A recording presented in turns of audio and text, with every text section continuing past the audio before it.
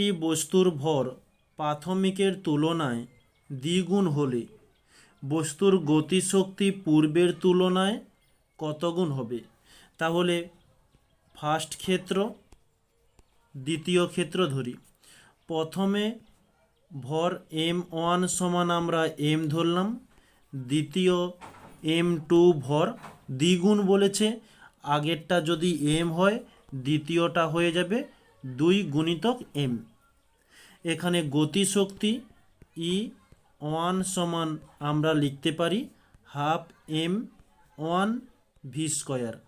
ওকে, এখানে কিন্তু ভি এর কোনো কথা বলেনি, তাই আমরা দুই ক্ষেত্রে ভি ইকুয়াল ধরে নেব।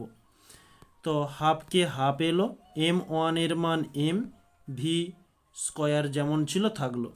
ঠিক একই রকমের দ্বিতীয় ক্ষেত্রে E2 সমান হাফ m2 ভি স্কয়ার। তো হাফকে হাফ এলো, m2 এর মান কত?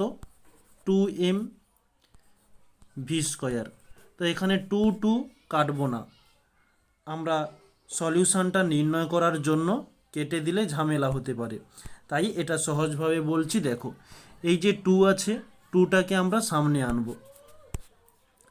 তাহলে 2কে সামনে আনলাম, আর বাকিটা যেমন ছিল তেমন থাকবে, হাফ m ভি স্কয়ার। এই যে হাফ m ভি স্কয়ার, এর পরিবর্তে এই হাফ m ভি স্কয়ার সমান E1 লিখতে পারি। তো এখানে আমরা ওটাই এখন করব।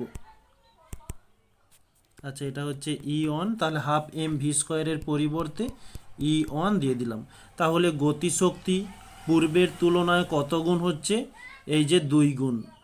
ওকে, তাহলে আমাদের অ্যান্সার হয়ে যাবে যে পূর্বের তুলনায় গতিশক্তি দ্বিগুণ হবে। দ্বিগুণ হবে, এই হচ্ছে আমাদের অ্যান্সার।